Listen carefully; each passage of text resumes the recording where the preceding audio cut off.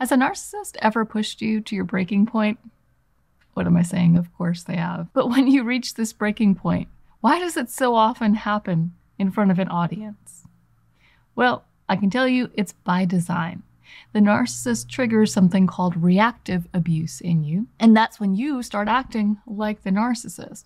It's part of the reason why so many people who have encountered narcissists wonder if they're a narcissist themselves. So what is reactive abuse, and does it make you a bad guy?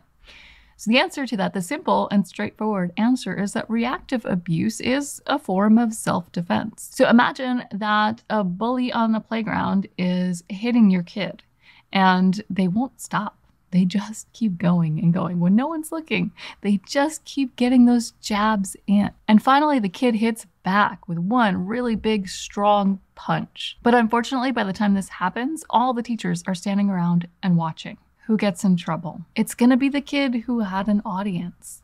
But that kid wasn't the one who started it.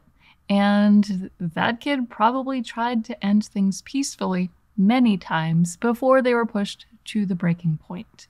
Now, does this make hitting right? No. We're all responsible for our own action. But I can tell you, it does make the punch a lot more understandable. So that's what's going on with reactive abuse. This is when a narcissist or another abusive person pushes and pushes and pushes to the point where the person that they're targeting feels no choice but to fight back because they need it to stop. And when you're in that place, when you just need it to stop at all costs, you're probably not going to be acting very logically. You're going to let anger take the wheel. And you may say or do things that you wouldn't normally say or do. You may say or do things you might regret later. And this is what makes reactive abuse so powerful. Because if you're a decent person, you're going to feel bad about the way you acted.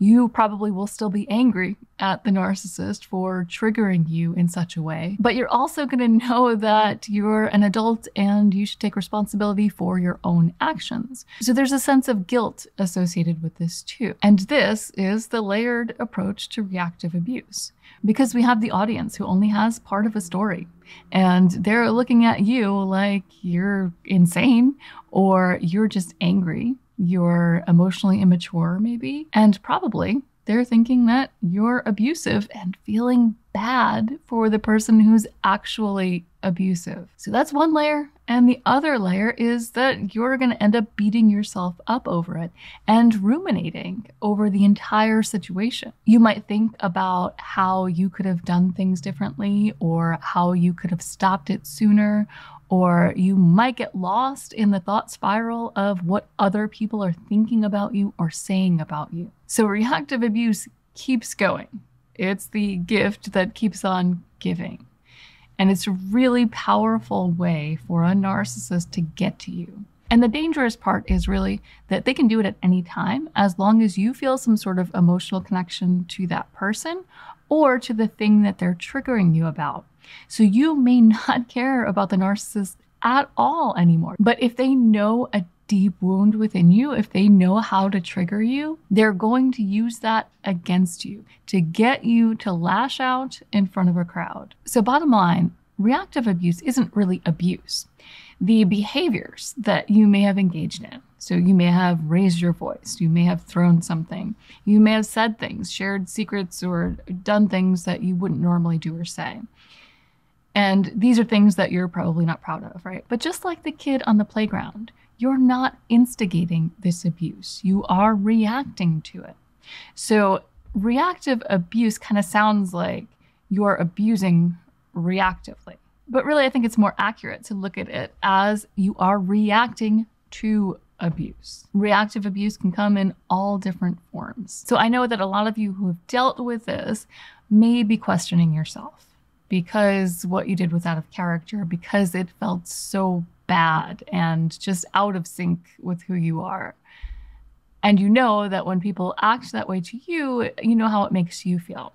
So for those of you who might be feeling guilty about how you behaved and questioning whether you're the narcissist, I want to share some signs that what you've experienced is reactive abuse and not actual abuse. So that you were reacting to someone who is being abusive to you, and that you are not an abusive person yourself. So the first sign that it's reactive abuse and not real abuse is that you feel guilty. People who are abusive feel justified almost 100% of the time.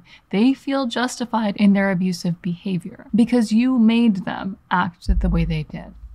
And this one is a little bit tricky when it comes to reactive abuse because the other person did push you to a breaking point. But if you feel guilty for the way you behaved after the fact, that's where the difference comes in. Even if you can acknowledge that they played a role in getting you to that point where you just broke, if you feel guilty about your behavior, it's probably reactive abuse, and I wouldn't worry about being the abuser or the narcissist. So the next sign that it's reactive abuse is that you were not the one to act first. The other person knowingly set you off, and they probably did it in a series of events that led to your eventual breakdown. And now I want to say this, the longer you are with or exposed to an abusive person, the easier it is for them to trigger you. So think of the series of events as happening over months, years, decades. It all builds up.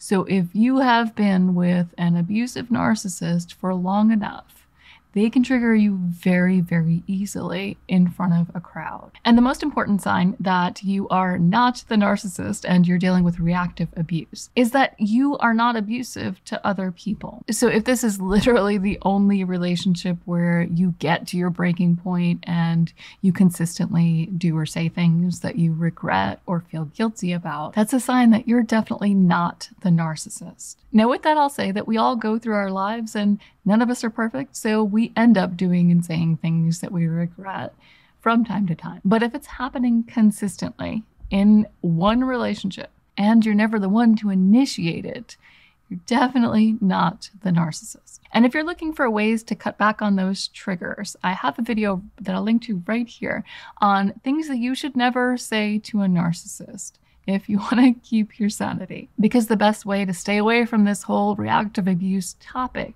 is to stop feeding the narcissist. So give that a watch, and I'll see you next time.